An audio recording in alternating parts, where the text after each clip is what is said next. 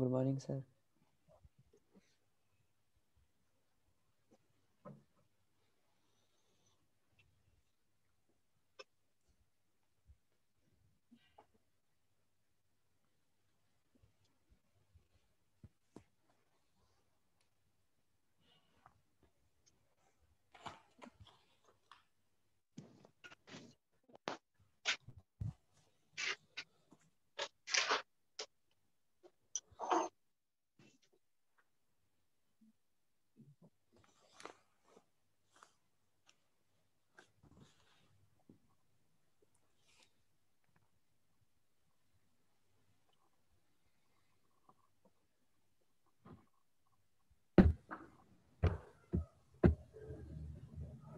Good morning sir.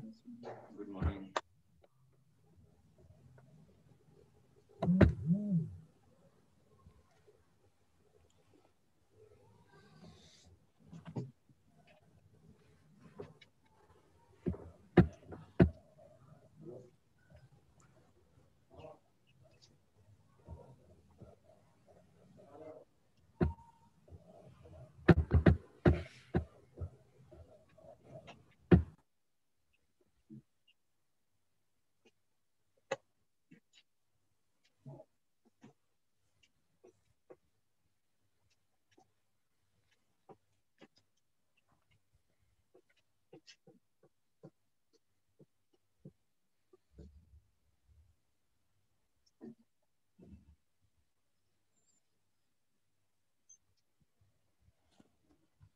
देखिए conical pendulum,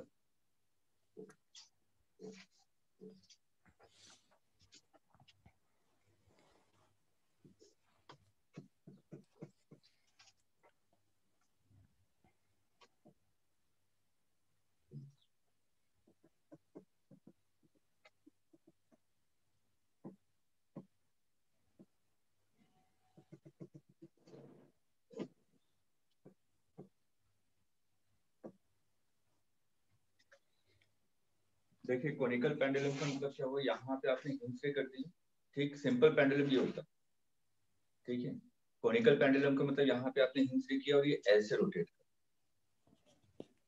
ठीक, अगर मैं सिर्फ और सिर्फ इस मास को देखूं तो ये क्या कर रहा है, सर्कुलर मोशन। ठीक है, तो अगर कोई भी पार्टिकल सर्कुलर मोशन करेगा तो हमारा कॉन्सेप्ट क्या था, इसको कैसे सॉल्व करेंगे, बाहर की तरफ क्या लगेगा, सेंट्रीफ्यूगल फोर्स। ठीक, तो यहाँ पे अगर इसका हम लोग एलबीडी बनाए तो बाहर की तरफ इस पे लग रहा है mv²/r, नीचे की तरफ mg, ये टेंशन, ये भी theta, t cos theta, side करना, t sin थीटा। ठीक है, हाँ सर कैमरे को थोड़ा सा शिफ्ट कर दो, साइड में दिखाई नहीं दे रहा कोनिकल जो ठीक साइड। ठीक ठीक है ठीक। हाँ जी सर, अब दिख रहा है।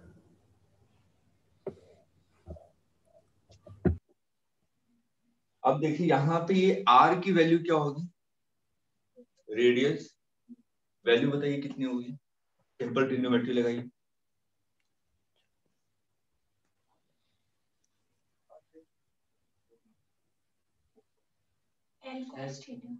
L sin थीटा, थीटा के अपोजिट यही होगा ना रेडियस, यस सर। ये r। ठीक, तो यहाँ पे r इज इक्वल टू कितना हो जाएगा, L sin थीटा। अब ये अगर आपका हॉरिजॉन्टल सर्कल में मूव कर रहा है तो ये सभी फोर्सेस आपके बैलेंस होने चाहिए, क्योंकि अगर मैं इस वाले पार्टिकल को देखूं, यहाँ ये ना ही अंदर जा रहा है ना ही बाहर की तरफ, इसका मतलब ये बैलेंस होना चाहिए हॉरिजॉन्टल डायरेक्शन में और वर्टिकल डायरेक्शन में भी। तो t cos theta is equal to mg, और हॉरिजॉन्टल डायरेक्शन में t sin theta is equal to mv²/r, और r की वैल्यू ये है। ठीक है, अब ये सिंपल हमने सिर्फ इक्वेशन डेवलप की है, वो क्वेश्चन पे डिपेंड करेगा कि हमें क्या निकालना है। ठीक, कोई भी एक वेरिएबल हो सकता है। ठीक है, या तो टेंशन पूछ दिया तो टेंशन की वैल्यू कैलकुलेट कर सकते हैं, थीटा पूछ दिया तो वो निकाल सकते हैं। ठीक है, तो ये सिर्फ आप इक्वेशन लिख लीजिए, क्वेश्चन के हिसाब से हम डिसाइड करेंगे ये क्या निकालना।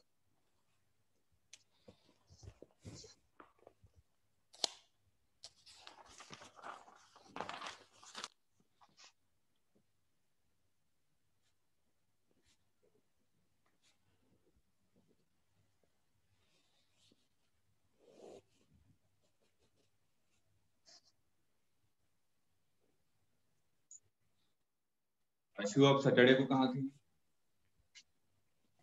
तबीयत थोड़ी खराब थी इसलिए नहीं निकल पाई थी। तो उस दिन क्या बताया था, देख लिया था आपने? नहीं सर, मैं अभी केमिस्ट्री की भी क्लास का पूछने वाली थी अभी। हाँ, क्या क्या? प्रफुल्ल सर से बात हो गई थी तो बोलते क्लास में ही पूछ लेना, तो मैं भी बस पूछने वाली थी क्लास के बाद। अच्छा, सर रोटेशन मोशन कब तक खत्म होगा? अभी जो स्टार्ट किया वर्क पावर एनर्जी पहुंचेंगे, उसके बाद रोटेशन अप्रोक्सीमेटली 15 दिसंबर तक कंप्लीट कर लेंगे हम लोग। 10 सर to 15। नेक्स्ट टेस्ट का जो सिलेबस है उसमें वर्क एनर्जी पावर एनएलएम और रोटेशन भी है। अच्छा, कब है टेस्ट आप लोगों का? 28। 28 को। ठीक है, मैं एक बार सर से बात कर लूंगा। ठीक है। Okay sir.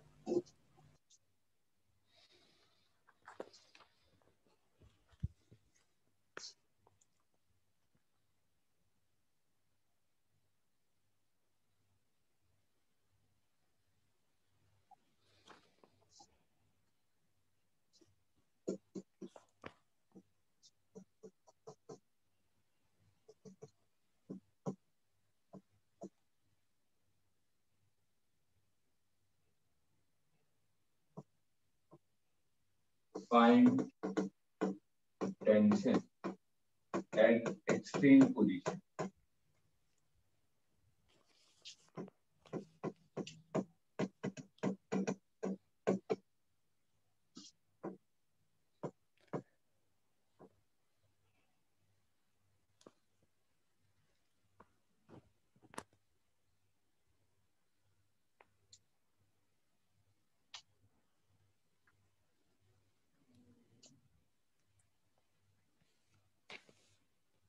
Last time concept बताया था कि हम लोग कैसे एक्स एक्सिस और वाई एक्सिस डिफाइन करेंगे पेंडुलम के केस में, वैसे ही कीजिएगा।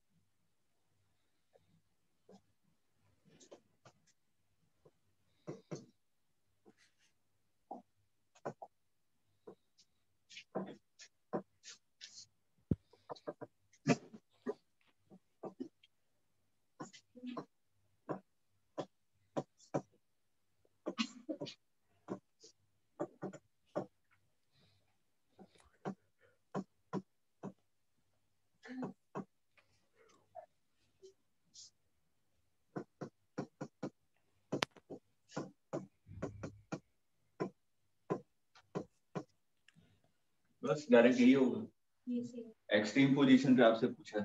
ठीक है, ये कोनिकल पेंडुलम नहीं है, सिंपल पेंडुलम है। ठीक है, एक्सट्रीम पोजीशन सिंपल पेंडुलम में आएगा, कोनिकल पेंडुलम में नहीं।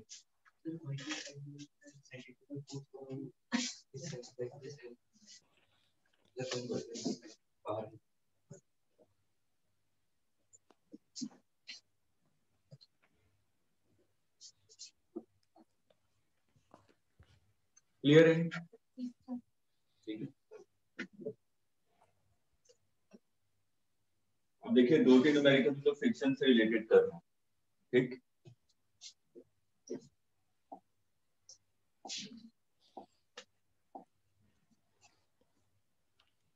मान लीजिए एक हॉरिजॉन्टल टेबल है और यहाँ पे आपने इसको स्ट्रिंग को हिंज पे कर दिया, इस वाले पॉइंट पे स्ट्रिंग आपकी फिक्स्ड है और यहाँ पे एक मास है, ठीक, और इसको आपने एक किसी इंस्टेंट पे वेलोसिटी प्रोवाइड की, तो वेलोसिटी दूंगा तो ये ऐसे कंटिन्यूअसली रोटेट करेगा। टेबल पे है ये, ठीक है, स्ट्रिंग है और यहाँ पे एक मास को आपने लगा के रखा हुआ है, तो ये क्या कर रहा है, एक सर्कुलर मोशन कर, टेबल पे है, ठीक। लेकिन यहाँ पे दिया हुआ है कि टेबल और मास के बीच में फ्रिक्शन भी एक्टिव कर, ठीक है।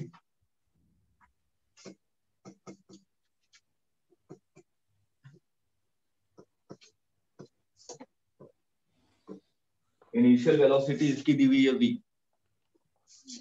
और इसकी लेंथ मान लीजिए l दी हुई है, यहाँ पे आपने हिंस लिख दिया हुआ है। सर एक बार दोबारा बताना। हाँ बता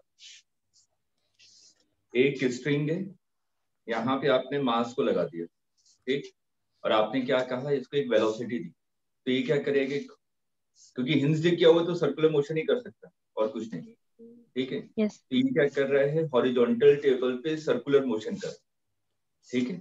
लेकिन यहाँ पे टेबल और इसके बीच में म्यू दिया हुआ है, तो आपसे पूछा गया find time when it stop, कितने टाइम के बाद ये रुक जाएगा।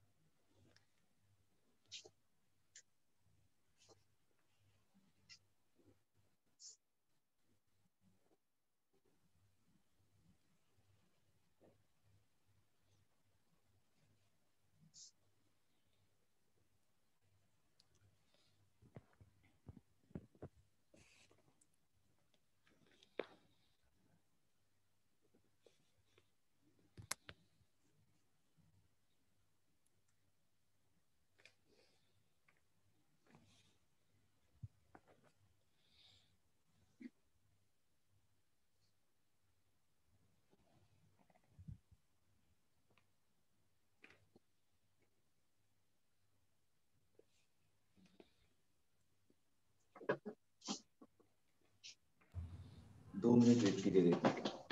mv² + L + mg cos theta, नहीं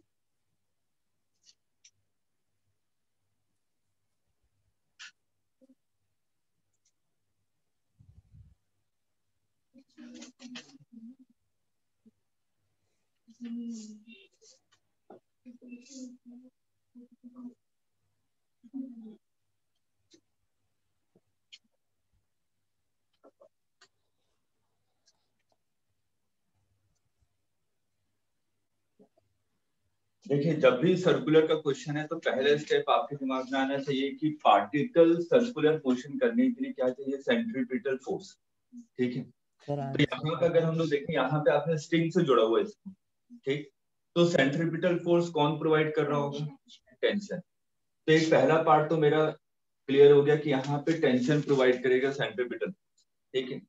उसके बाद यहाँ पे देखिए फ्रिक्शन भी दिया हुआ, ठीक है। अब फ्रिक्शन का बेसिक चीज क्या थी कि हमेशा रिलेटिव मोशन को क्या करता है, फोर्स करता है। अगर यहाँ पे रिलेटिव मोशन को अपोज करना है, इसका मतलब ये जो मास है, जैसे कि टेबल है, टेबल पे रखा हुआ था ना मास, तो ठीक है, टेबल मूव नहीं कर रहा, ब्लॉक मूव कर रहा है, तो ये तो इस हिसाब से इस पे लगाएगा फोर्स ताकि ये दोनों क्या रहे, साथ पे, ठीक है, मतलब कि रेस्ट पोजीशन पे रहे। तो अगर रेस्ट पे रखना है तो इसका मतलब इसकी स्पीड को डिक्रीज करना पड़ेगा, ठीक, तो फ्रिक्शन कहाँ लगेगा, अपोजिट डायरेक्शन। क्लियर है? तो इस चीज को मतलब कि ट्रिक ही है एक तरीके से कि जब भी कोई भी पार्टिकल सर्कुलर मोशन करेगा तो फर्स्ट स्टेप हम लोग सोचेंगे कि सेंट्रीपिटल फोर्स कौन प्रोवाइड कर रहा है, उसके बाद फिर फ्रिक्शन को देखेंगे। फर्स्ट स्टेप में फ्रिक्शन को मत देखिएगा, क्योंकि अभी हमें यहाँ पे सर्कुलर मोशन, बैंकिंग रोड, ये सब चीजें पढ़नी है, ठीक है। तो यहाँ पे पहले स्टेप की टेंशन ने क्या प्रोवाइड कर दिया, mv²/r, ये इसकी इक्वल हो गया। और ये स्पीड है, पार्टिकल की स्पीड डिक्रीज होनी चाहिए, ठीक है। टेंशन तो यहाँ पे सेंट्रीपिटल फोर्स प्रोवाइड कर रहा है, मतलब कि एक्सीलरेशन, सेंट्रीपिटल एक्सीलरेशन वाला काम तो इसने कर दिया, टेंशन ने, ठीक है। ये इसके टेंजेंशियल डायरेक्शन में लगेगा तभी तो स्पीड डिक्रीज होगी, और किसी डायरेक्शन में नहीं हो सकता। अगर ये टेंजेंशियल डायरेक्शन में लग रहा है, इसका मतलब ये जो फ्रिक्शन है वो क्या प्रोवाइड करेगा, टेंजेंशियल एक्सीलरेशन, मतलब कि रिटार्ड करेगा बॉडी को। और ये जो फ्रिक्शन है ये स्टैटिक फ्रिक्शन होगा कि काइनेटिक फ्रिक्शन, काइनेटिक।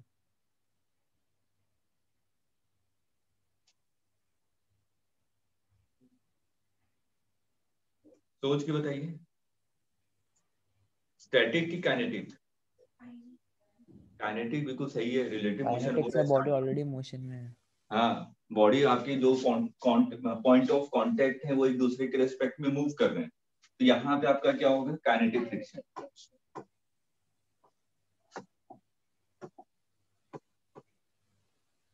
ठीक है, ये पार्टिकल की स्पीड को डिक्रीज कर रहा है। ये कांस्टेंट है कि वेरिएबल, कांस्टेंट। कांस्टेंट। तो सिंपल फोर्स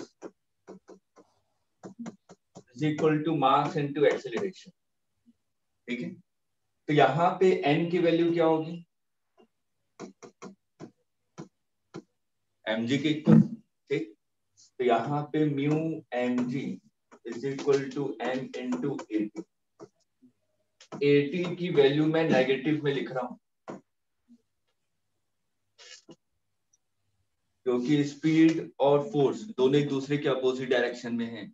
अगर इसको मैं पॉजिटिव मानूंगा तो ये नेगेटिव होगा, ठीक। और वैसे भी बॉडी इसको रिटार्ड कर रही है, ठीक है। हमेशा ध्यान रखिएगा टेंजेंशियल एक्सेलरेशन पार्टिकल के स्पीड में चेंज लेकर आता है, डायरेक्शन वाला काम ये कर रहा है टेंशन, ठीक है। अब निकाल लीजिए एक्सेलरेशन, आपको पता चल गया। तो v is equal to u plus 80, initial velocity मैंने मान लिया v नॉट ले रहा हूँ, ठीक है। इनिशियल वेलोसिटी v नॉट, इसको डिक्रीज कौन कर रहा है, mu G into T. Finally क्या हो जाना चाहिए, स्टॉप, मतलब कि फाइनल स्पीड कितनी जानी चाहिए, 0। तो यहां से t इज इक्वल टू आ जाएगा v naught divided by mu g. पहले देख लिए, कहीं पे डाउट है तो पूछ लीजिए। सर उस mv² का क्या हुआ फिर? वो तो यहाँ पे इसको प्रोवाइड कर रहे हैं ना, ये इसको बैलेंस कर रहे हैं टेंशन। अभी अगला पार्ट भी करवा देता हूँ।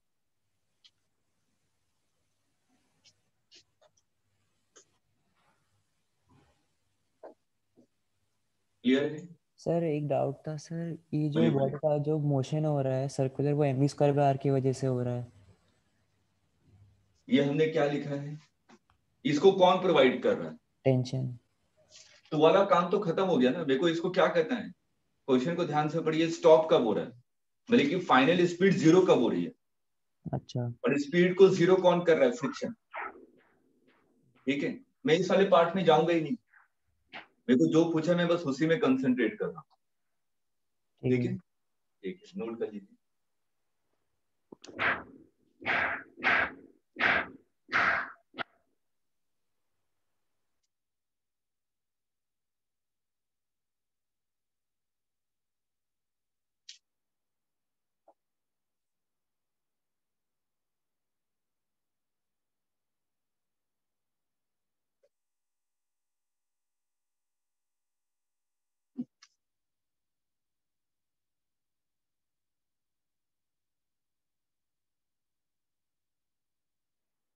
इसी पे नेक्स्ट पार्ट कीजिए, find tension as a function of time.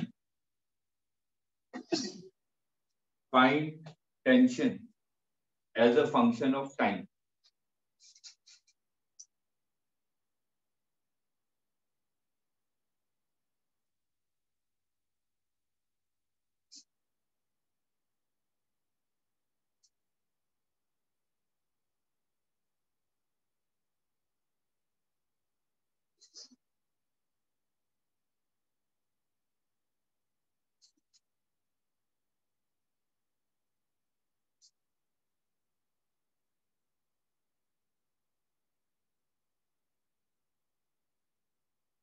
एक स्टेप का ही है, आपने देखिए v निकाल चुके हैं आप लोग,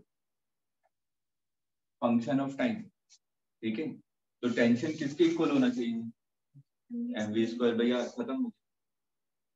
v की वैल्यू पुट कर दीजिए यहाँ पे।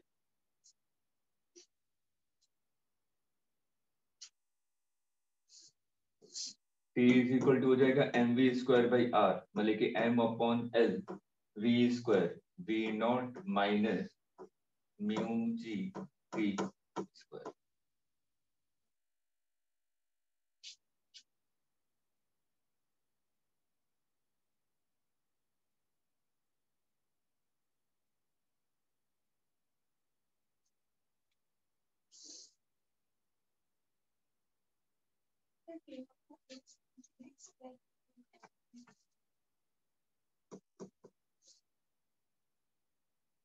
एक्सीलरेशन की वैल्यू पुट कर दीजिए, नहीं से वेलोसिटी पुट कर दीजिए।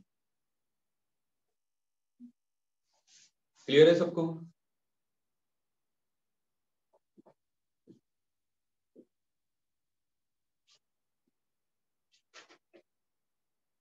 नोट कर लिया?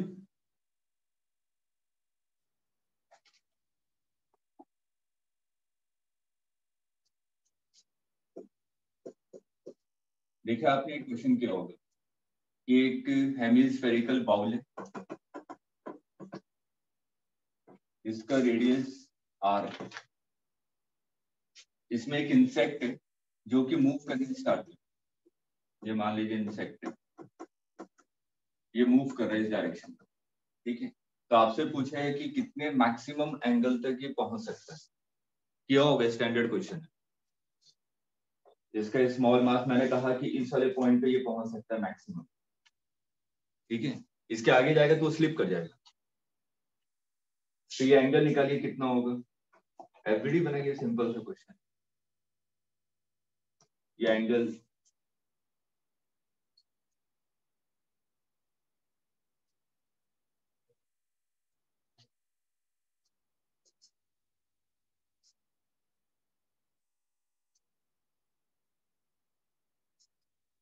इसमें एंगल बताना है। क्या? इसमें एंगल बताना है। हाँ हाँ,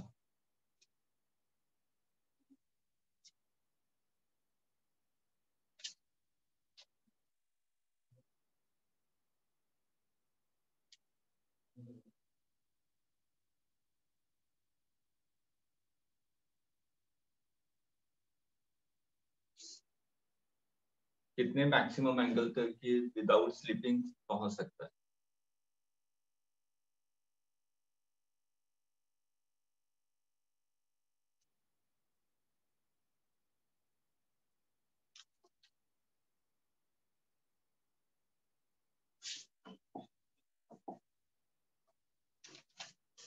tan inverse r omega square by g।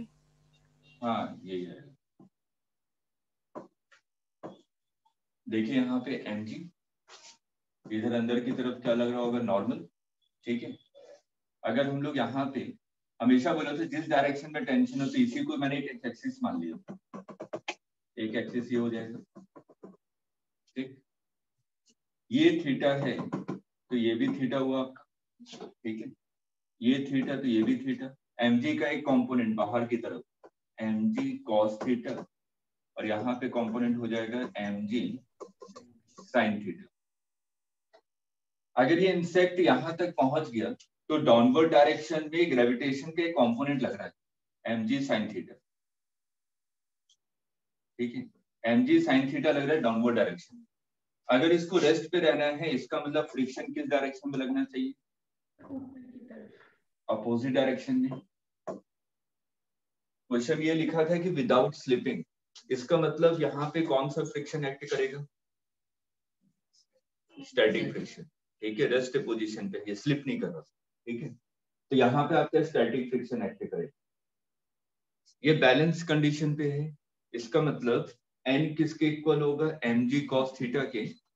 n is equal to mg cos theta और mg sin थीटा, मतलब कि फ्रिक्शन की वैल्यू mg sin थीटा, ठीक है। ये फ्रिक्शन क्या होता है, less than equal to mu s into n, क्योंकि स्टैटिक फ्रिक्शन है, ठीक है। स्टैटिक फ्रिक्शन क्या होता है, सेल्फ एडजस्टिंग इन नेचर, और उसकी मैक्सिमम वैल्यू कितनी होती है, म्यू एस इंटू एन। तो मतलब कि उसके तक या तो उससे कम होना चाहिए फ्रिक्शन की वैल्यू। यहाँ पे वैल्यू पुट कर दिए, सिंपल सा, mg sin theta mu s mg cos theta.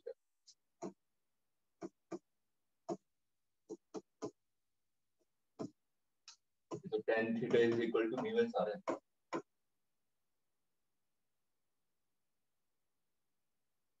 आशु v कहाँ से आ गया, मैंने तो रोटेट करवा दिया गलती से, मुझे वो रोटेटिंग वाला यहाँ है। पे ये बाउल रोटेट नहीं हो रहा है, वो अगला क्वेश्चन है। हाँ मेरे को लगा वो रोटेट को भी रोटेट करता है। Yes sir. क्लियर है ये।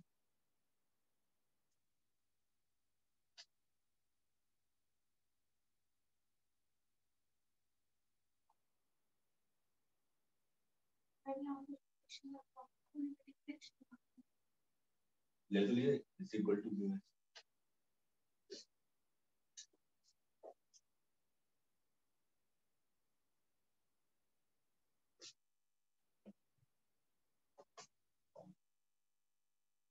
अगर इस फिगर को ध्यान से देखें तो ये आपको कुछ, अच्छा ये ड्रॉ कर लिया आप लोगों ने, मैं इसमें फिर से दोबारा बना रहा हूँ।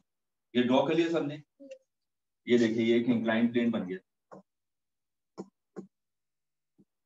इधर एक ब्लॉक रखा हुआ है, तो अगर ये विदाउट स्लिपिंग होना चाहिए तो एंगल ऑफ इंक्लिनेशन कितना होना चाहिए, एंगल ऑफ रिपोज, ठीक है। मैं पूरा एफबीडी भी नहीं बनाऊंगा, तुरंत हो जाएगा सॉल्व। क्लियर है, ये थीटा है तो ये थीटा आता है, एमजी का component MG cos theta, same concept angle of repose में बताया था।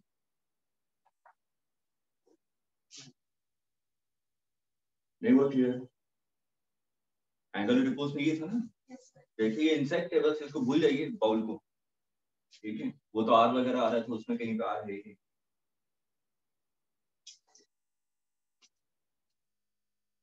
नोट कर लिया,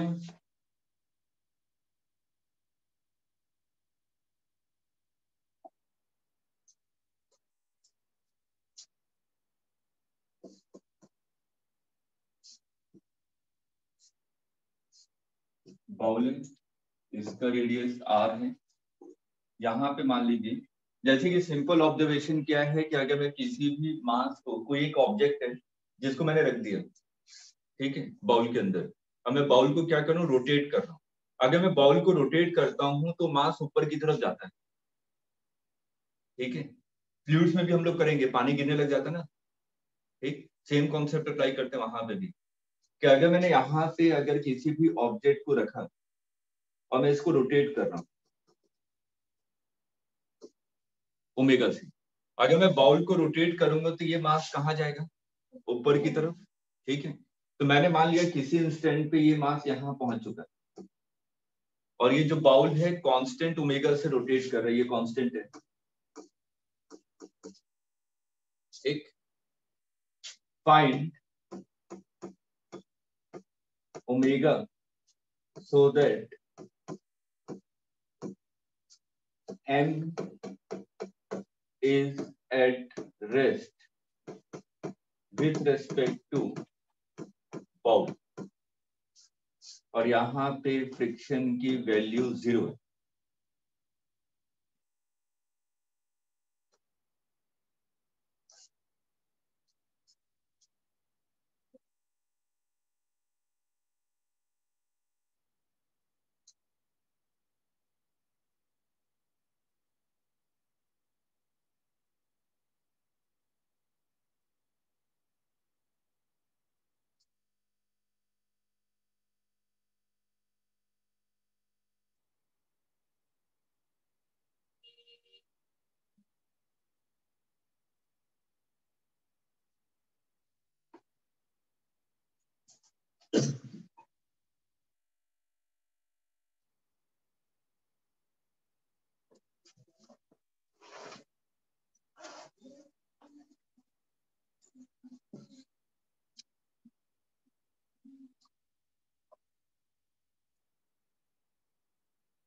भावना, क्वेश्चन क्लियर है? Yes sir. वीडियो ऑन कर लीजिए।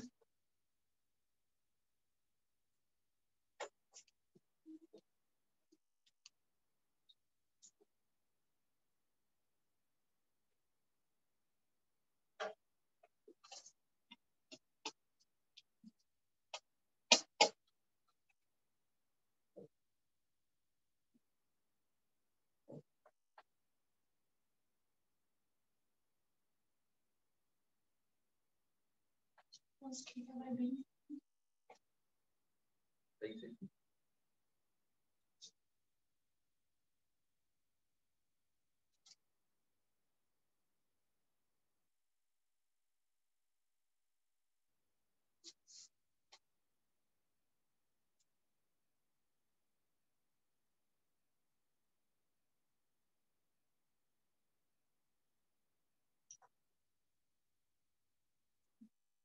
√g/r cos theta. सही है।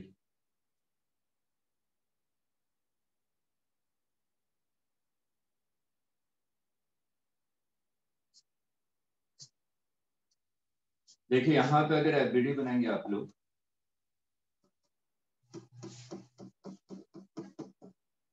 इसको मैंने एक एक्सिस मान लिया, एक एक्सिस ये मान लिया, ठीक है।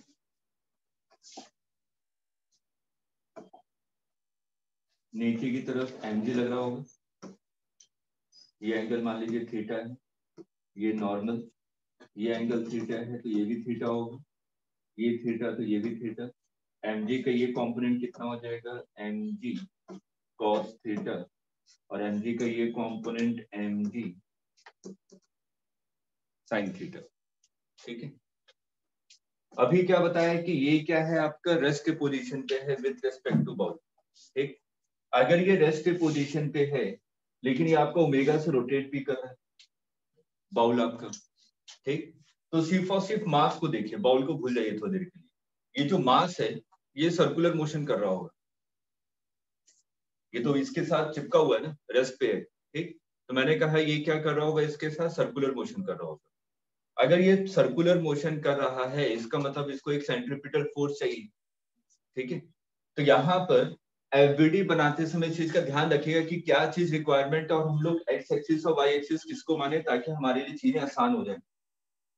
यहाँ पे अगर मैं इसको एक्सिस मानता हूं तो फिर से डिवीजन करना पड़ेगा क्योंकि पार्टिकल तो सर्कुलर मोशन इस डायरेक्शन में कर रहा है, हॉरिजॉन्टल में। ठीक है, तो अगर ये हॉरिजॉन्टल डायरेक्शन में सर्कुलर मोशन कर रहा है, मैं सिर्फ इसी को देख रहा हूं, ये मास m है, ये m मास है जो कि इस डायरेक्शन में सर्कुलर मोशन कर रहा है। ठीक है, अगर ये इस डायरेक्शन में सर्कुलर मोशन कर रहा है तो नीचे की तरफ तो एक mg फोर्स लग रहा है। ठीक, अगर ये सर्कुलर मोशन करेगा तो बाहर की तरफ क्या लगेगा, centrifugal force mv square by r, ये होगा इसका रेडियस। r की वैल्यू बता सकते हैं कितनी होगी इस फिगर को देखते हुए, r r sine sin theta. Theta. ये r है, ये पार्टिकल ऐसे सर्कुलर मोशन कर रहा है तो ये होगा रेडियस स्मॉल r। तो देखिए थीटा के अपोजिट में, तो r is equal to r sine theta. ठीक है, ये n है तो ये कितना हो जाएगा, n cos थीटा, और इस डायरेक्शन में क्या हो जाएगा, n sin थीटा। तो मैं सिर्फ इस डायरेक्शन वाली चीजों को बना रहा हूँ। ये अंदर की तरफ हो गया n sin थीटा और ऊपर हो गया n cos थीटा। mg इसको बैलेंस कर रहा हो गया n cos थीटा को, और यहाँ पे n sin theta mv square by r को बैलेंस कर रहा है। वैल्यू पुट कर दीजिए, n sin theta is equal to mv square by r। r की वैल्यू कितनी है, r sin थीटा, और n cos theta is equal to mg। दोनों को डिवाइड कर दीजिए, वैल्यू आ जाएगी v स्क्वायर बाई r। इसको मैं क्या लिख सकता हूँ, मेरे को ओमेगा दिया हुआ है, ओमेगा के टर्म में क्या होता है, एम आर ओमेगा स्क्वायर। ठीक है, क्योंकि मेरे को ओमेगा गिवन है, या तो ये लिखे या तो ये एम आर ओमेगा स्क्वायर। निकालिए, अब तो आ गया आंसर, ओमेगा की वैल्यू निकालनी थी आप।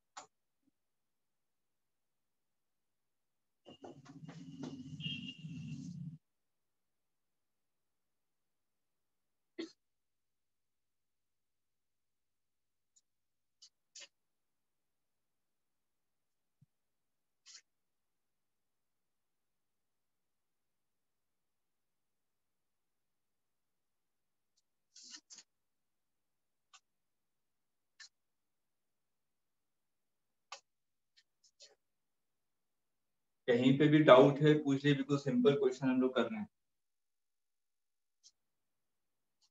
बस एक दो और क्वेश्चन कराऊंगा फ्रिक्शन से रिलेटेड।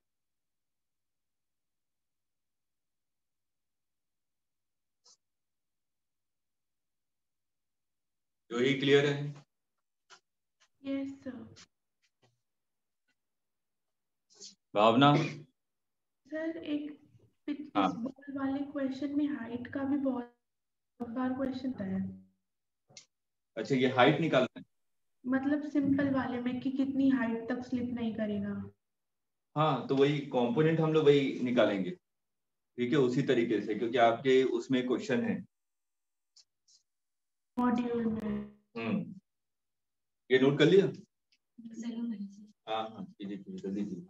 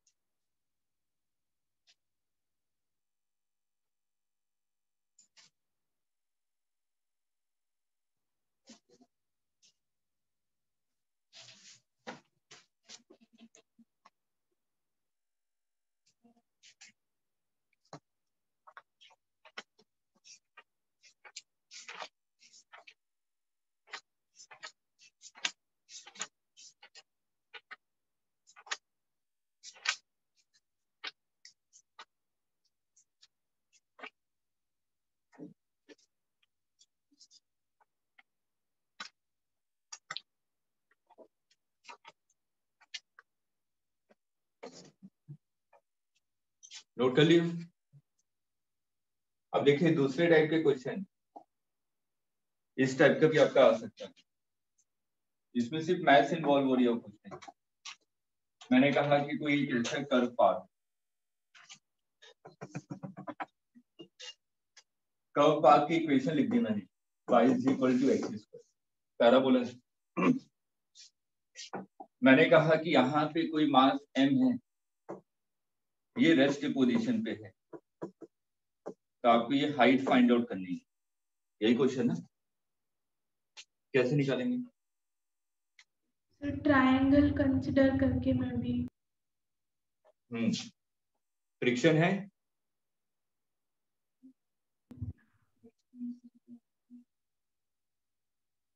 ये देखिए भी था, यहाँ पे फ्रिक्शन होगा कि नहीं होगा?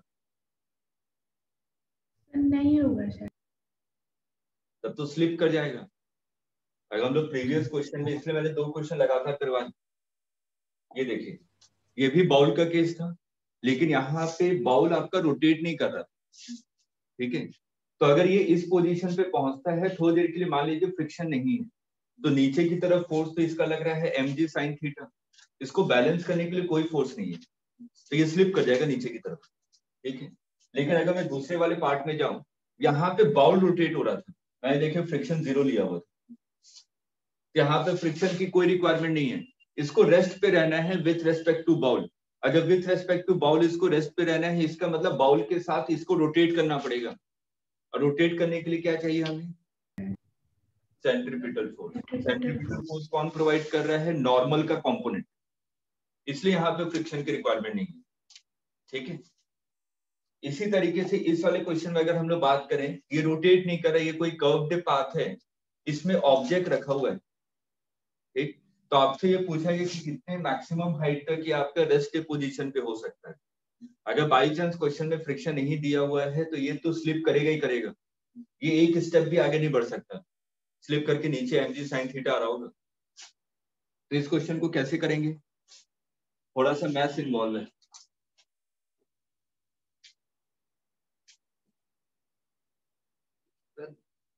हो जाएगा r minus r cos theta. R क्या है? रेडियस इसके जरूर मान लीजिए, इसका रेडियस होगा कहाँ से? Sir mu under root of r square कुछ ऐसा होता है। बताइए थोड़ा सा और सोचिए। हाँ, क्या बता रही हैं आप? सर मेरे को तो रिजल्ट याद है बस तेरे। अच्छा,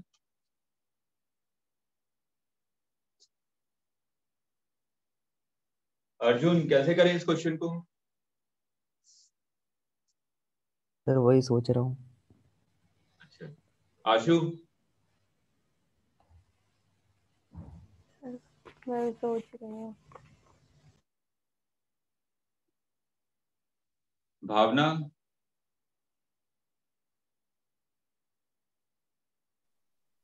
सर पता नहीं। पहले क्यों सरेंडर कर देते हैं? इतनी फिजिक्स पढ़ ली है कि इसको आराम से कर सकते हैं।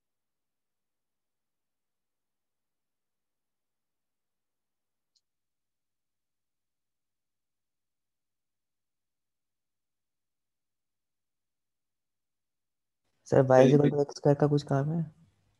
क्या? y हाँ, इक्वल टू, बहुत बड़ा काम है उसका, सर फिर ये तो मुझसे काम ही नहीं नहीं होता होगा। सर, ग्राफ की चीजें नहीं होती सर। चलिए चलिए देखिए, पहले जितनी चीजें हमें आती हैं उसके हिसाब से हम लोग देख लें। क्या जब मैंने कहा कि अगर इसको रेस्ट पे रहने पहले एलबीडी बनाओ, तो यहाँ पे नॉर्मल लग रहा होगा, ठीक है। इधर नीचे की तरफ क्या लगेगा? mg। मैंने कहा कि नॉर्मल के साथ ये एंगल थीटा है, ठीक है। तो यहाँ पे ये थीटा होगा, तो ये भी थीटा होगा। तो mg का एक कंपोनेंट इधर की तरफ आ गया, mg cos थीटा, और mg का एक कंपोनेंट इस डायरेक्शन में आ गया, mg sin थीटा। इसको रेस्ट पे रहना है। अगर इसको रेस्ट पे रहना है, इसका मतलब इसको फ्रिक्शन ही रेस्ट पे रख सकता है। वैसे मैक्सिमम हाइट पूछिए, इसका मतलब कौन सा फ्रिक्शन एक्ट कर रहा होगा? लिमिटिंग फ्रिक्शन, ठीक है। तो यहां से आपने सिंपल एक कॉन्सेप्ट तो लिख लिया कि mu into n is equal to mg sin theta, और n is equal to mg cos theta. यहां तक चीजें क्लियर है? अब मेरे को h निकालना है। h कैसे निकालें? वो सब छोड़िए, मेरे को ये बताइए थीटा कैसे निकालें?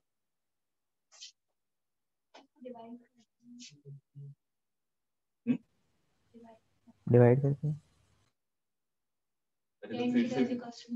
चलिए इसको डिवाइड कर दिया, tan theta is equal to mu s आ गया। अब tan थीटा का मतलब क्या होता है? बेसिक कॉन्सेप्ट क्या है ये? tan थीटा का मतलब क्या होता है? Perpendicular upon base. और बेसिक कॉन्सेप्ट क्या है ये? स्लोप। स्लोप। स्लोप। और स्लोप का मतलब क्या होता है? डिफरेंशिएशन। डिफरेंशिएशन। खत्म, क्वेश्चन हो गया। tan थीटा का मतलब क्या होता है? स्लोप, मतलब कि सिंपल डिफरेंशिएशन, ठीक है। तो यहाँ पे अगर मैं इसको डिफरेंशिएट करूं, y is equal to x square, तो ये कितना हो जाएगा? dy upon dx is equal to 2x, ठीक है। तो आपने ये यहाँ पे tan थीटा की वैल्यू क्या रख दी? 2x is equal to mu s, ठीक है। यहां से x की वैल्यू आ गई, म्यू एस अपॉन 2। x पता चल गया, तो सिंपल ग्राफ का मतलब क्या होता है? ये ओरिजिन है ना, ये x है। अगर मैं इक्वेशन में y is equal to x square में x पुट कर दूं, तो मेरे को करस्पॉन्डिंग y मिल जाएगा, मतलब कि h मिल गया। h is equal to x square mu square divided by 4। अभी ऑप्शन पे डिपेंड करेगा कि ऑप्शन में क्या क्या दिया हुआ है, उसके हिसाब से मैं चीजों को चेंज कर सकता हूँ। बेसिक कॉन्सेप्ट यही है। क्लियर है? Yes sir. Yes sir. अब इसके आगे किस टर्म में आपका आंसर निकालना है, वो आपका सिर्फ और सिर्फ ऑप्शन डिसाइड करेगा कि कौन से पैरामीटर में मेरे को आंसर चाहिए।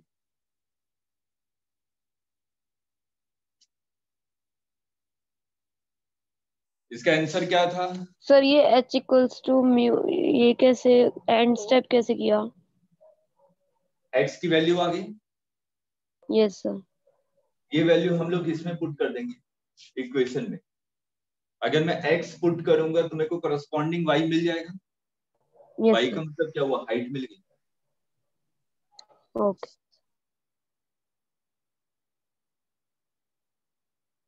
जो ये ऑप्शन क्या क्या था, इसका रिजल्ट था r ब्रैकेट में 1 minus 1 upon under root 1 plus mu square. अच्छा तो r क्या दिया होता फिगर में, फिर r भी कुछ दिया होगा।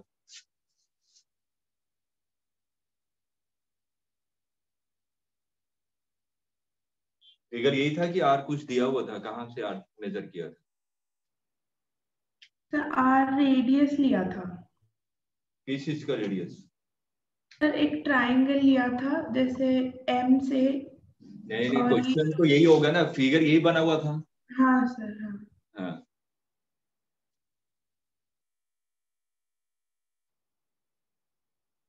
क्योंकि जब तक क्वेश्चन में मेंशन ना किया गया हो कि हम लोग रेडियस के टर्म में, मतलब कि रेडियस आपको डिफाइन करना पड़ेगा। क्वेश्चन डिसाइड करेगा कि मैं किस पॉइंट के रेस्पेक्ट में, जैसे कि मैंने इसको आगे कर दिया, इसको मैंने ले लिया, ये जो डिस्टेंस है इसको r ले लिया, ठीक है, तो ये एंगल थीटा मान लीजिए। आप चेंज कर सकते हैं क्या r के टर्म में, नहीं होगा। हो जाएगा, tan थीटा जो है वो हो जाएगा सर। ठीक है, इसी को अगर आपने इससे जोड़ दे तो इसी को r माना होगा क्वेश्चन में। तो ये जो बोल रहे हैं कि एक ट्राइंगल बनेगा, एक राइट एंगल ट्राइंगल, ये वाला। हाँ सर।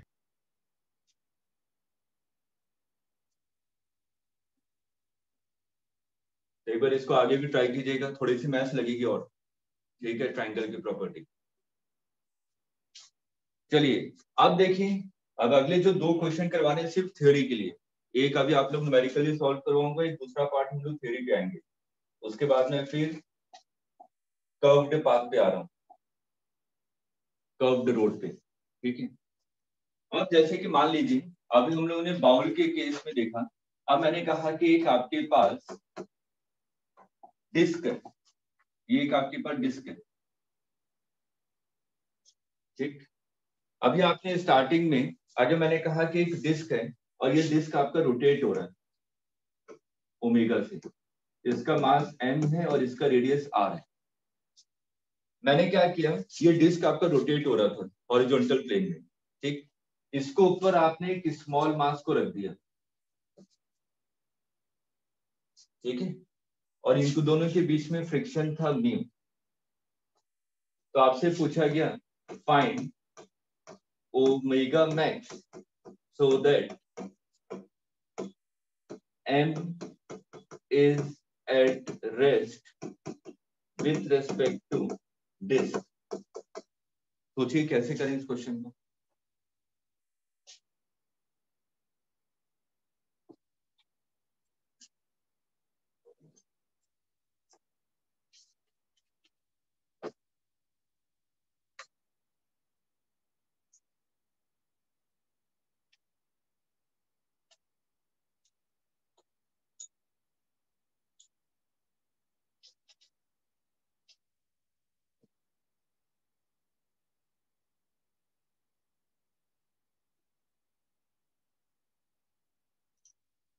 फ्रिक्शन से सेंटीमीटर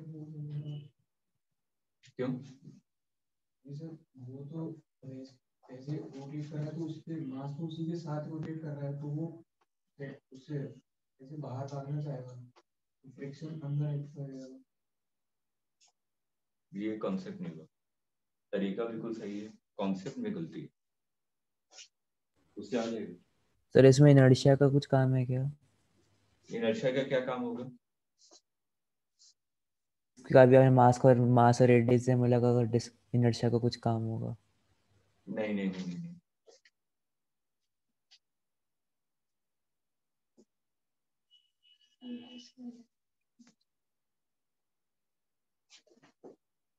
आशु क्या कॉन्सेप्ट लगाएंगे इसमें,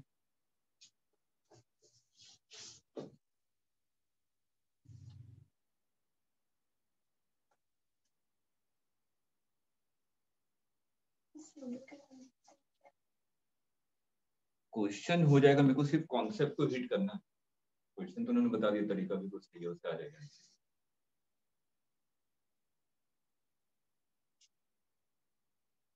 सर फ्रिक्शन को एम आर ओमेगा स्क्वायर के इक्वल क्यों?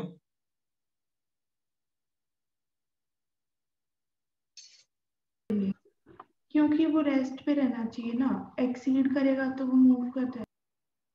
तो एम आर ओमेगा स्क्वायर के ही इक्वल क्यों होगा? क्योंकि वो उसी के साथ मूव कर रहा है ना। एम आर ओमेगा स्क्वायर तो एक वर्चुअल फोर्स है, सेंट्रीफ्यूगल फोर्स तो वर्चुअल है ना।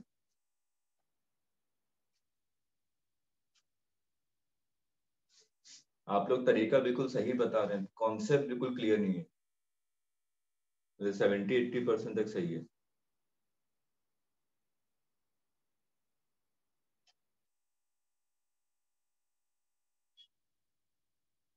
मैंने क्या बताया था बिल्कुल स्टार्टिंग में अभी थोड़ी देर पहले, कि अगर किसी भी पार्टिकल को सर्कुलर मोशन करना है तो हम लोग किस पे कंसंट्रेट करेंगे? सेंट्रीपिटल फोर्स पे।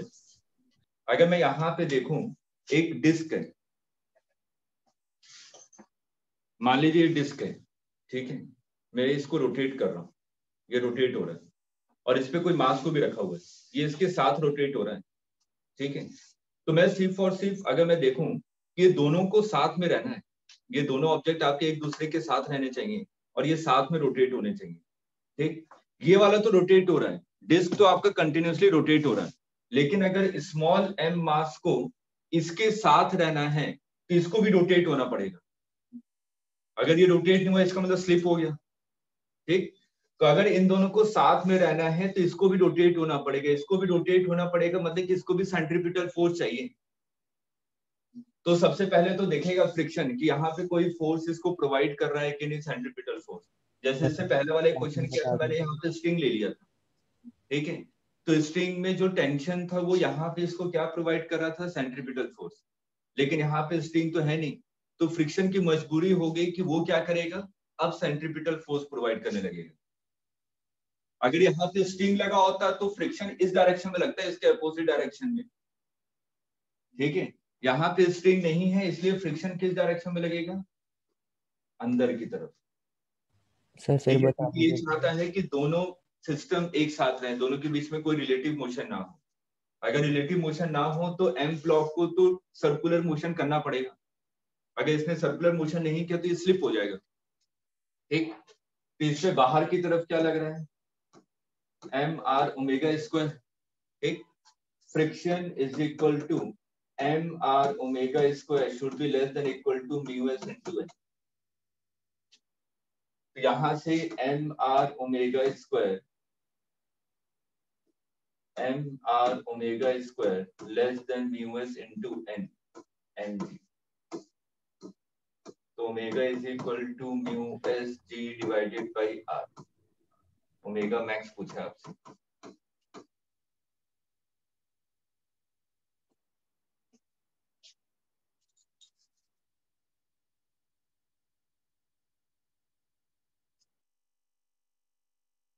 सर वापस बता दीजिए प्लीज। अगर डिस्क रोटेट हो रहा है, डिस्क तो रोटेट कर रहा है कंटिन्यूअसली, और उस पर मैंने एक एम मास को रख दिया। मैंने कहा क्वेश्चन में कि एम क्या है? रेस्ट पे है विथ रेस्पेक्ट टू डिस्क, ठीक। इसका मतलब क्या हुआ? जो एम मास आपने डिस्क के ऊपर रखा है वो दोनों साथ में मूव कर रहे हैं। अगर दोनों को साथ में मूव करना है, ये कौन चाहता है? फ्रिक्शन। फ्रिक्शन यही चाहता है कि दोनों पॉइंट ऑफ कॉन्टेक्ट हमेशा साथ में रहे। तो नीचे वाला जो डिस्क है वो तो कंटिन्यूअसली रोटेट कर रहा है। अगर इस वाले मास को अगर इसके रिस्पेक्ट पे रेस्ट पे रहना है तो इस मास को भी क्या करना पड़ेगा? सर्कुलर मोशन, ठीक है। तो सर्कुलर मोशन करने के लिए क्या रिक्वायरमेंट होती है? सेंट्रीपिटल फोर्स, ठीक है।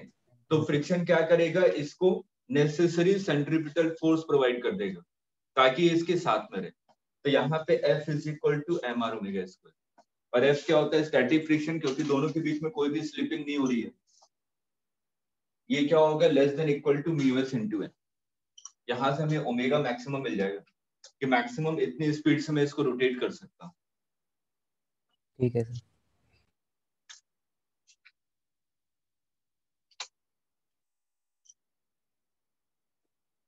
ये क्वेश्चन मेंस का है।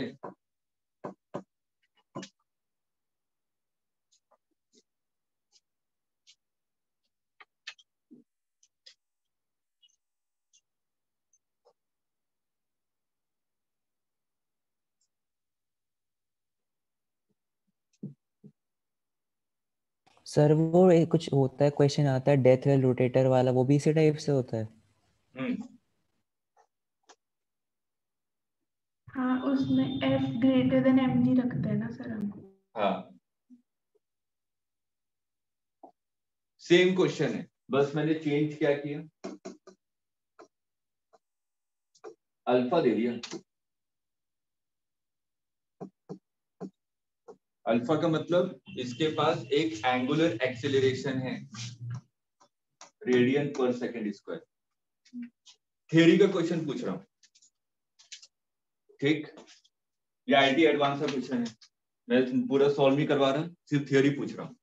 मैंने कहा कि यहाँ पे सेम वही क्वेश्चन है, एक डिस्क है जो रोटेट कर रहा है और इसको ऊपर मैंने क्या रखा है, एक स्मॉल एम मास को रख दिया। लेकिन इस केस में मैं क्या कर रहा हूं, पहले वाले केस में क्या था, जो डिस्क था वो कांस्टेंट स्पीड से रोटेट कर रहा था, ठीक? लेकिन इस वाले केस में क्या कर रहा हूं कि यहाँ पे इसकी स्पीड कांस्टेंट नहीं है, स्पीड वेरिएबल है, इसका एक्सेलरेशन दे दिया मैंने, एंगुलर एक्सेलरेशन। तो क्वेश्चन मेरा ये है कि पहला वाला जो केस था और ये वाला जो केस है, किस केस में ये मैक्सिमम स्पीड से रोटेट कर सकता है, मतलब कि ओमेगा मैक्सिमम किस में ज्यादा आएगा, पहले वाले केस में कि इस वाले केस में? क्वेश्चन क्लियर हुआ? मैंने जैसे कि कहा कि पहले वाले केस में वो कितने मैक्सिमम स्पीड से मूव कर सकता था, 10 रेडियन पर सेकंड, ठीक है?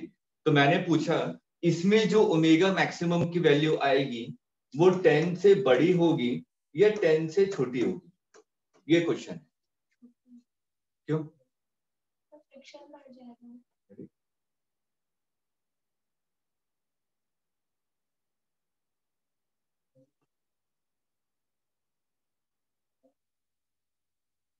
सोच के बताइए, क्योंकि यही कॉन्सेप्ट अभी कर्व्ड रोड पे मैं यूज करूंगा। जब कांस्टेंट स्पीड से कार मूव कर रही है, एक्सेलरेट करते हुए कार मूव कर रही है, तो दोनों केस में वी मैक्स की वैल्यू अलग अलग आती है।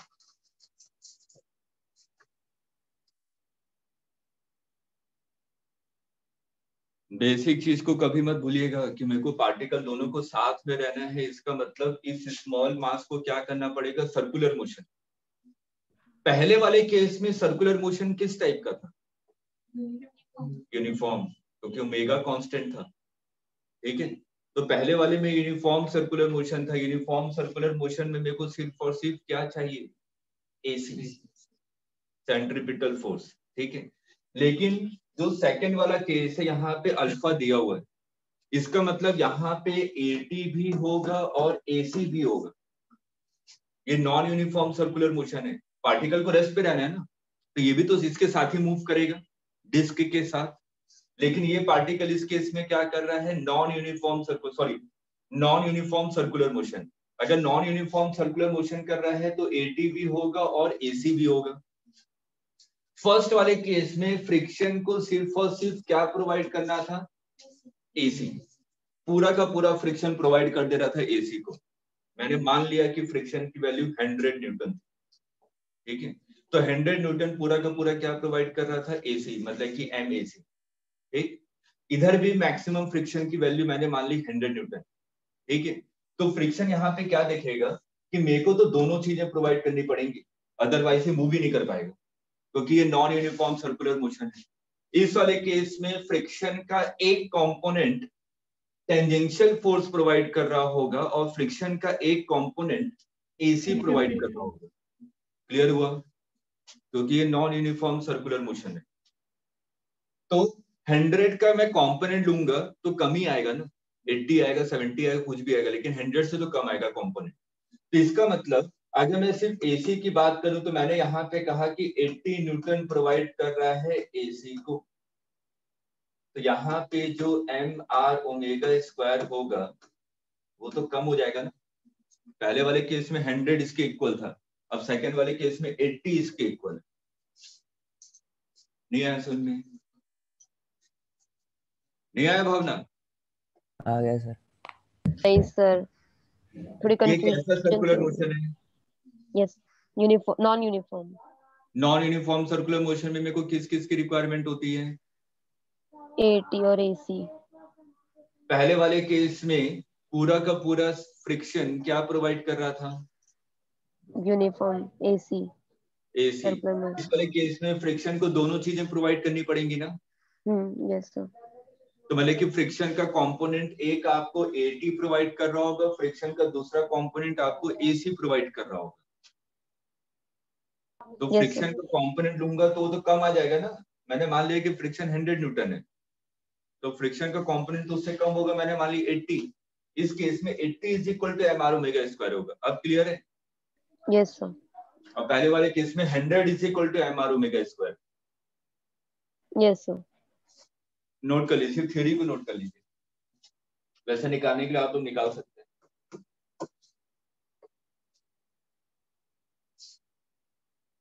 इसकी न्यूमेरिक वैल्यू पूछी थी एडवांस में।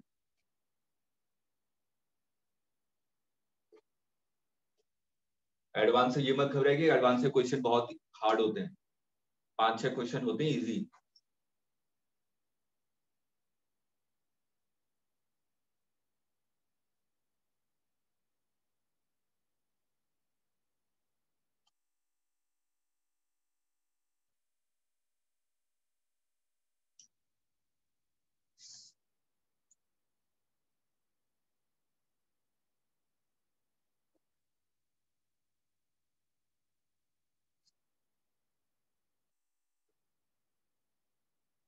तो जिनको भी क्वेश्चन करने इसको कर लीजिएगा।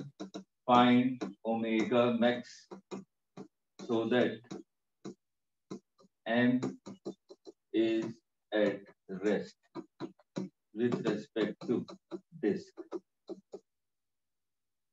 ट्राई कर सकते हैं, सिंपल कॉन्सेप्ट है।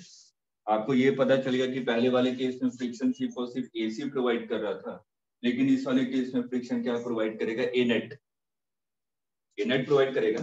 दोनों चीजें प्रोवाइड करनी है तो फ्रिक्शन इज इक्वल टू क्या हो जाएगा? m into a net is equal to m into a c square plus a t square. और a t is equal to क्या होता है? R alpha. और a c is equal to क्या होता है? R omega square. Value put कर दिया, आ जाएगा जो चीज। ये किसके इक्वल होना चाहिए? म्यू एस इंटू एन, क्योंकि मैक्सिमम निकालना। अब क्लियर है? Yes sir.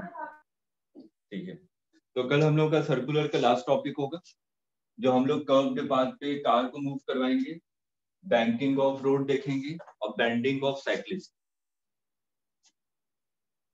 ठीक है, कल सर्कुलर आपका कंप्लीट हो जाएगा। उसके बाद मैं वर्क पावर एनर्जी स्टार्ट करूंगा। तो वर्क पावर एनर्जी कम से कम 1 वीक तो लगेगा, 7 to 8 लेक्चर्स। बहुत सारे कॉन्सेप्ट्स हैं, क्योंकि मैं डायरेक्ट वो सब चीजें नहीं पढ़ूंगा। मैं बताता हूँ कि वर्क पावर एनर्जी हम लोग कैसे कैसे पढ़ेंगे। आपको भी को रिलेट करूंगा, क्योंकि आपने 11th-12th पूरा पढ़ा हुआ है। वर्क पावर एनर्जी में हम लोग स्टार्टिंग तो सिंपल वर्क डन से करेंगे, उसके बाद हम लोग करेंगे conservative and non conservative force. ठीक है, इसका कॉन्सेप्ट देखिए कहाँ कहाँ पे आता है। जब हम लोग ग्रेविटेशन पढ़ते हैं, कैसा फोर्स है? Conservative force. इलेक्ट्रोस्टैट पढ़ते हैं, वो कैसा फोर्स है? Conservative force. उसका स्प्रिंग फोर्स कैसा फोर्स है? Conservative force. मतलब कि कंजर्वेटिव फोर्स हमारे लिए बहुत इंपॉर्टेंट है। 3 चैप्टर कवर कर रही है। ठीक है, उसके बाद फिर हम लोग पढ़ते हैं potential energy. Concept potential energy का वर्क पावर एनर्जी में आता है। और पोटेंशियल एनर्जी किसके लिए डिफाइन किया जाता है? कंजर्वेटिव फोर्स के लिए। और ये 3 चैप्टर में आएंगे। एसएचएम में भी आएगा, ग्रेविटेशन में भी आएगा, इलेक्ट्रोस्टैट में भी आएगा। ठीक है, और उसके बाद फिर हम लोग आ जाएंगे सेंटर ऑफ मास पे। ठीक है, सेंटर ऑफ मास पे हम लोग पढ़ेंगे मोमेंटम के बारे में। अभी तक मैंने मोमेंटम के बारे में कोई डिस्कशन नहीं किया है, ना ही इंपल्स के बारे में डिस्कशन किया। ठीक, और आपने क्वेश्चन देखोगे, छोटे छोटे क्वेश्चन एनएलएम में दिए हुए हैं फ्रिक्शन की, सॉरी मोमेंटम पे और इंपल्स पे, कि कितना इंपल्स जनरेट कर रहा है, कितना मोमेंटम है। लेकिन वो कॉन्सेप्ट अभी नहीं बताया जा सकता जब तक हम लोग सेंटर ऑफ मास को ना पढ़े, क्योंकि कॉन्सेप्ट वहीं से निकलता है। ठीक है, उसके बाद फिर हम लोग जब पावर वगैरह सब खत्म कर लेंगे, सेंटर ऑफ मास पढ़ेंगे, उसके बाद फिर हम लोग आखिरी में आएंगे आपका किस पे? कोलिजन पे, इलास्टिक और inelastic collision, coefficient of restitution के बारे में पढ़ेंगे। वो सब चीजें कंप्लीट हो जाएंगे। उसके बाद हम लोग मास वेरिएबल के बारे में पढ़ेंगे, रॉकेट प्रोपल्शन। ठीक है, ये छोटे छोटे टॉपिक है जो मैंने कहा था कि आगे जाके पढ़ाऊंगा, वो बिना सेंटर ऑफ मास के कॉन्सेप्ट के हम लोग नहीं कर सकते। ठीक, तो सभी चीजें कवर होंगी, लेकिन वो आगे पीछे हो रही है। एनसीईआरटी में पहले दे चुका है, वो उसको मैं बाद में करवाऊंगा। ठीक है, तो रोटेशन तक लगभग 60-70% आपकी फिजिक्स कंप्लीट हो जाएगी कॉन्सेप्चुअल वाइज। उसके आगे फिर बहुत ज्यादा कॉन्सेप्ट नहीं रहते हैं। थर्मोडायनेमिक्स का अलग कॉन्सेप्ट है, मॉडर्न फिजिक्स का अलग कॉन्सेप्ट है, और सेमीकंडक्टर का अलग कॉन्सेप्ट है, और सभी कॉन्सेप्ट यहीं पर हैं रोटेशन तक। उसके बाद मैं चैप्टर को कोरिलेट करूंगा। ठीक है, ग्रेविटेशन अभी नहीं पढ़ेंगे हम लोग। ठीक, हम लोग इलेक्ट्रोस्टैट कंप्लीट करेंगे, उसके बाद ग्रेविटेशन पढ़ेंगे। नहीं तो अभी स्टार्टिंग में ग्रेविटेशन पढ़ूंगा तो मेरे को 5 लेक्चर लेने पड़ जाएंगे एक एक चीज को समझाने के लिए। इलेक्ट्रोस्टैट में पढ़ना ही है मेरे को। ठीक, इलेक्ट्रोस्टैट पहले कंप्लीट करेंगे, ग्रेविटेशन में कोई 1 लेक्चर लगेगा फिर समझाने में, क्योंकि नंबर ऑफ लेक्चर मेरे को ऐसे रिड्यूस करने पड़ेंगे। ठीक है, ये मत सोचिएगा कि वो उसके बाद जो हम लोग सॉलिड स्टेट पढ़ेंगे, मतलब कि मैकेनिकल प्रॉपर्टी ऑफ सॉलिड, आज तक नीट में क्वेश्चन नहीं आया। जैसे 10 साल में कोई एक ही क्वेश्चन आया। ठीक, तो हम लोग क्या करेंगे, उसको एक ही लेक्चर में मैं भगाऊंगा। जहां से क्वेश्चन नहीं आया तो उसमें 5 लेक्चर बेकार में वेस्ट नहीं करूंगा। ठीक है, एक लेक्चर में बेसिक कॉन्सेप्ट देख लेंगे कि बाई चांस अगर क्वेश्चन आया तो मैं उसको कर सकता हूँ, उतने कॉन्सेप्ट बता दूंगा। ठीक है, उसके बाद फिर हम लोग हीट एंड थर्मोडायनेमिक्स पाएंगे। ग्रेविटेशन अभी नहीं पढ़ाऊंगा, इस चीज का ध्यान रखिएगा। ग्रेविटेशन इलेक्ट्रोस्टैट के बाद चीजें आसान हो जाएंगी आप लोगों को, कि हो सकता है आप लोग खुद ही कहेंगे सर ये वाला पार्ट हमारा हो गया, मैं करने की जरूरत नहीं है। ठीक है, इलेक्ट्रोस्टैट हम लोग डिटेल में पढ़ेंगे, क्योंकि इलेक्ट्रोस्टैट में कैपेसिटी से कई बार क्वेश्चन घुमा के पूछ लेता है। ठीक है, और थोड़े बहुत भी मिसकॉन्सेप्ट होते हैं, गलत करके आ जाते हैं इलेक्ट्रोस्टैट के क्वेश्चन। ठीक है, सिलेबस के लिए टेंशन मत लीजिए, मेरा फेब एंड तक है टारगेट कि फरवरी एंड तक मैं सिलेबस कंप्लीट कर दूं। हो जाएगा। पर डे क्लासेस हैं, वीकली 5 डेज क्लासेस हैं। ठीक है, अगर जरूरत पड़ी तो 1 दिन और क्लास ले लेंगे, 6 डेज कर दूंगा, लेकिन फेब एंड तक कोशिश करूंगा कि आप लोगों का सिलेबस बाइंड अप हो जाए। ठीक है, ताकि 2 महीने अच्छे से रिवाइज कर सकें। ठीक है, चलिए सर टेस्ट के लिए फिर प्रोफेसर से आप मैं बात कर लूंगा सर से, आज बात कर लूंगा। Okay, thank you sir. Thank you Thank you, sir. Thank you sir.